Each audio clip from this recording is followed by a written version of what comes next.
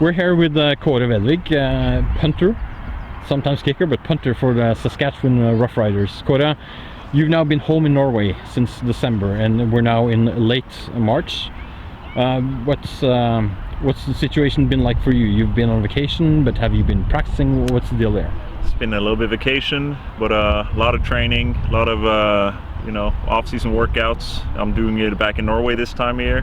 Usually I've been in the US. I've been in Miami, Birmingham, Dallas, Kansas, where with one-on-one kicking and etc. and people training over there. So this time now I'm currently signed with Saskatchewan Roughriders, and they gave me the chance to be home in Norway for a chance, and I took advantage of that, and it gave me some good time to be with my family and really decompress back in Norway for once. It's been quite some time. Yeah, at the same time as you've been able to spend some social time with people you know from way back in the day. Oh yeah. You've also been practicing, as we've seen today. Mm-hmm. Can you tell us a bit about your routine? Is it a set routine, or how does that come about? Yeah, it's usually a set routine. I base it off of how I feel on a certain day. I either do a little bit more, a little bit less. It also depends on how you perform on a certain day. If you always want to finish on a solid set, or a solid rep at least. You don't want to miss the end on a miss or a miss hit. So but I try to keep it to a certain routine that I have, and just keep it keep it going forward just like that. And yeah. Is this a routine that you've picked bits and pieces of from other people, or did you learn it from somebody in particular? What's the situation there? So the routine that I have, bits and pieces. One-on-one kicking's been of great help with my coaches there, and I also had the privilege to spend a preseason and time with Baltimore Ravens. So my punting routine and how I progress with my punt is what Randy Brown and Sam Cook and them taught me over there, and I like that. I like that progression, and it helps me focus on what I need to focus on. And thereafter, since I can also kick field goals and do kickoffs, I need to implement certain things on my own. And it's key to not overwork your body. So I usually try to keep my punting set to a certain routine, and then I finish with a little low-intensity field goal reps. And on certain weeks, I'll do kickoffs if I want to. But kickoffs is not the main priority on a week-to-week basis. It's more of every 3 weeks you hit some kickoffs and let it rip. And with being here in Norway, you've mostly been practicing on your own. You've had the kind of help we've seen today, which is some kids helping out, and you quite on my own. But yeah, it's things to adjust to. Normally you have a partner, especially in punting. You wanna work on your catch and mold. That's a little difficult, but when you don't have that, you got to focus on the other areas of the punting game, and whether it's your drop table, keep a consistent float, and turning the ball over in the end, and that's the thing I'm focusing on. And then certain days, you have some people that join me on workouts like you saw today, and you can have somebody throw you the ball and toss you the ball. It's not the same as having a pro snapper. It at least helps, So, so in other words, if somebody who's an aspiring kicker or punter is out there watching this, even if you're alone, you can get something positive done. Is that the message? Absolutely, yes, absolutely. You can always get work done. I believe in that. So even though it's it's a low velocity toss that I was getting today, I still got to catch the ball. I still got to set the ball. I still got to walk my line, float the ball, and hit the turnover ball, regardless of how the snap comes in. So it's a mental thing. You're not used to getting a low velocity snap like that, so it throws you off a bit. So it's my job to say I'm still going to hit the ball well. So you find a way to work out and still get your work done that you need to, and keep your tempo going. The tempo is the most important thing, that you have a high tempo, because in the end you have operation. You need to be 1.3 seconds or faster, and that's what you got to work on.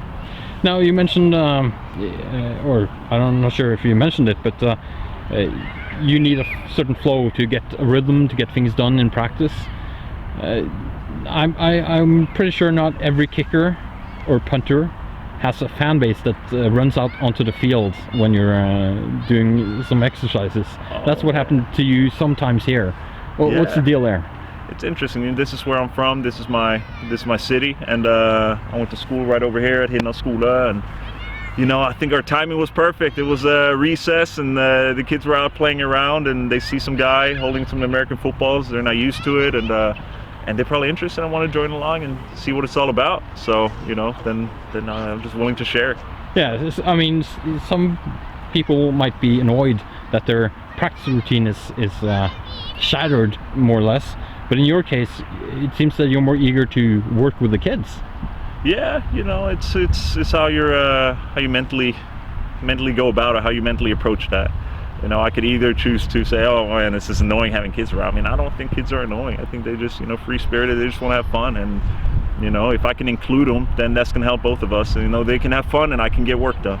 So that's how I look at it. If I want to kick by myself, I got to go somewhere in the woods, you know. But no, it's a sport. It's a social thing. It's about inclusion. It's about including people, and that's what it's all about. You can't forget what it's all. You can't forget what it's about in the end. And that's why it's easy to hang around, even though it's 40-50 kids running around, and it's fun. Now, a lot of them had to be explained that you were a CFL player playing for Saskatchewan Roughriders. Right. I don't know how many times you got that question, and yep. I think they said yes and didn't try to pronounce it themselves. Right. But that means you are a CFL player now. What's the situation for you going forward? So now signed a 3-year deal with Saskatchewan Roughriders, and we're all eager to come back. You're ready, hit training camp, and get after it in the season and try to win a Grey Cup. So I'm working on my craft. Every other guy's working on their crafts respectively, and you know, when we get time together, it's our chance to, you know, see what we're all about as a new team going forward. So I'm excited, and I'm ready to win a Grey Cup. The season hasn't started yet. The preseason hasn't really started yet. What's the situation there? You fly back, and then what happens? So first now I'll fly back to Miami, get my training done in Birmingham with one-on-one kicking, and stay in the US for a bit, about 6 weeks, and then I'm gonna take my car and drive up to Canada. And that's when we'll start our training camp. We're gonna be in Saskatoon for a few weeks, and then we're gonna head back and get ready for our game on June 13th. So that'll be our season opener, and at that point we're rolling. Are you expecting to see a lot of new teammates, a different setup than last year? Yeah, we've had quite a bit of signings. So it'll be interesting to come back and see a new locker room, and there'll be a lot of familiar faces, but there'll be a lot of new faces as well. And you know, that's interesting, but you know, I'm used to that by now. It's been quite a bit of teams, quite a bit of new locker rooms where I'm the new guy. So at this point in time, it's nice saying that, you know, I'm coming back to a locker room I'm familiar with, and I get to see the new faces. So I'm excited about that, and it'll be nice. It's going to be interesting to see. Kåre, we wish you and the Roughriders good luck with the upcoming season. Appreciate you. Take care.